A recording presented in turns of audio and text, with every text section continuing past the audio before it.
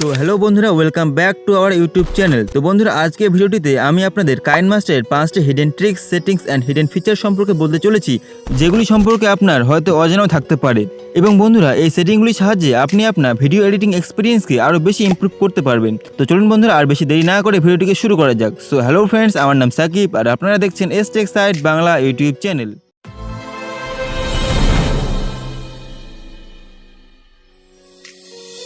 এক নম্বরে হলো এক্সপেক্ট রেশিও চেঞ্জ করা। আপনি যদি ভুল করে অন্য কোনো রেশিওতে ভিডিও এডিট করেন অথবা এডিট করার সময় আপনার মনে হলো যে এই প্রজেক্টটি আপনাকে অন্য কোনো রেশিওতে এডিট করলে ভালো হতো, তাহলে আপনি ওই একই প্রজেক্টের রেশিওটিকে কিভাবে চেঞ্জ করবেন? এর জন্য আপনাকে এই প্রজেক্টের উপর আপনাকে প্রেস করে ধরে থাকতে হবে। এরপর আপনাকে ডুপ্লিকেট প্রজেক্ট বলে যে অপশনটি আছে এই অপশনের উপর ক্লিক করতে হবে। এরপর আপনাকে এক্সপেক্ট রেশিও চুজ করার জন্য বলা হবে। আমার আগের ভিডিওটি যেহেতু ভার্টিক্যাল ছিল এবং আমি ভুল করে 16:9 রেশিওতে নিয়ে নেওয়ায় সাইডে ব্ল্যাক বার ছিল, তাই আমি এখন রেশিওটিকে 9:16 রেশিওতে নিয়ে নিলাম।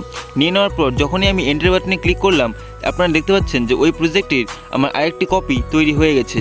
এবং বন্ধুরা দেখুন যে এখন এই ভিডিওটির সাইডে ব্ল্যাক বার নেই।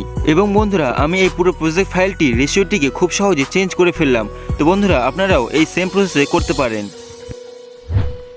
2 নম্বরে হলো কাইনমাস্টারের পুরো প্রজেক্ট ফাইলটাকে শেয়ার করা। ধরে নিন আপনি কাইনমাস্টারের একটি প্রজেক্টের উপর কাজ করছেন এবং আপনি যদি আপনার ওই পুরো এডিট করা প্রজেক্ট ফাইলটিকে শেয়ার করতে চান আপনার ফ্রেন্ডের সঙ্গে কিংবা আপনার অন্য কোনো মোবাইল ডিভাইসে, তাহলে আপনি সেটিকে কী করে শেয়ার করবেন? এর জন্য আপনাকে ধরে নিন এই পুরো প্রজেক্ট ফাইলটিকে আপনি আপনার ফ্রেন্ডের সঙ্গে শেয়ার করতে চান, তাহলে এই ফাইলটিকে আপনাকে প্রথমে সিলেক্ট করে ধরে থাকতে হবে। তারপর দেখুন বন্ধুরা, এখানে একটা অপশন আছে এক্সপোর্ট প্রজেক্ট করে। এই অপশনে ক্লিক করে আপনাকে প্রজেক্ট ফাইলটিকে এক্সপোর্ট করতে হবে।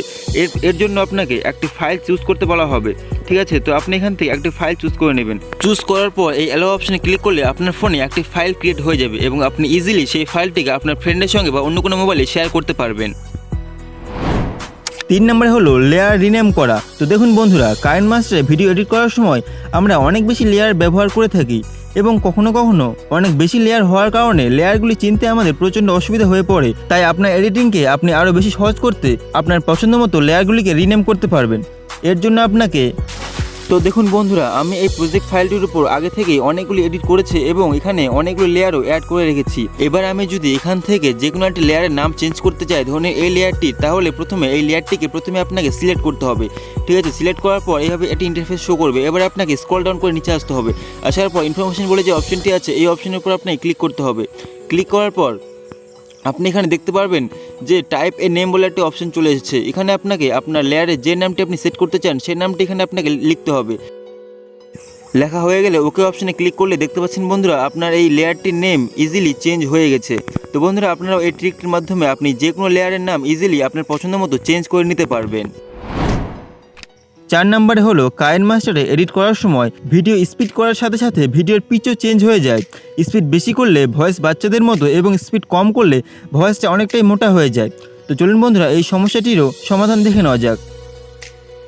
তো দেখুন বন্ধুরা, আমি আপনাদের দেখানোর জন্য একটি ভিডিও নিয়ে নিলাম, যেমন এই ভিডিওটি। এখন আমি যদি এই ভিডিওটি স্পিড অপশন গিয়ে স্পিডটি চেঞ্জ করে দিই, ঠিক আছে, চেঞ্জ করে দেওয়ার পর এখন যদি আমি প্লে করি, তাহলে আপনারা এর পিচটি শুনতে পারবেন।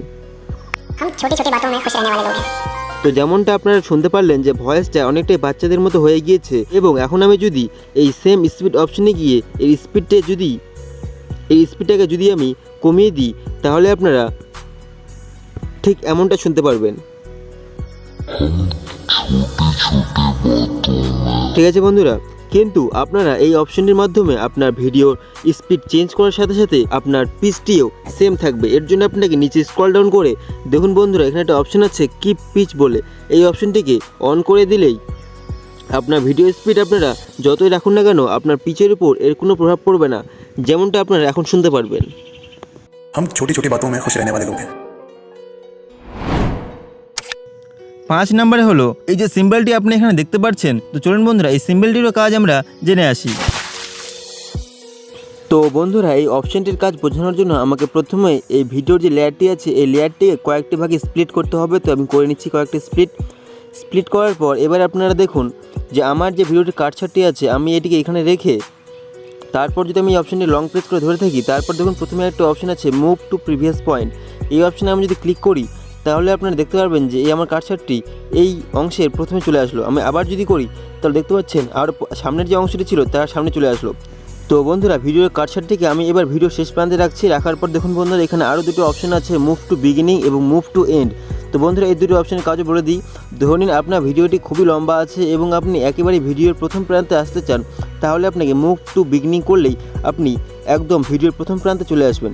এবং ধরুন আপনার ভিডিওটির লম্বা অনেকখানি এবং আপনি ভিডিওর একেবারে শেষ প্রান্তে যেতে চান, তাহলে মুভ টু এন্ড করলেই একেবারে ভিডিওর শেষ প্রান্তে চলে আসবেন। তো বন্ধুরা আশা করি আপনাদের এই অপশনটির কাজ আমি আপনাদের বোঝাতে পেরেছি। তো বন্ধুরা আজকের এই ভিডিওটিতে এতটুকু। যদি ভিডিওটি আপনার কাছে হেল্পফুল বলে মনে হয় তাহলে ভিডিওটিকে অবশ্যই লাইক অ্যান্ড চ্যানেলকে সাবস্ক্রাইব করে পাশে বেল আইকনটি প্রেস করে দেবেন। তো বন্ধুরা দেখা হচ্ছে এরপরে অন্য কোনো ভিডিওতে ভিন্ন কোনো টপিক নিয়ে। ততদিন ভালো থাকবেন, ভালো রাখবেন।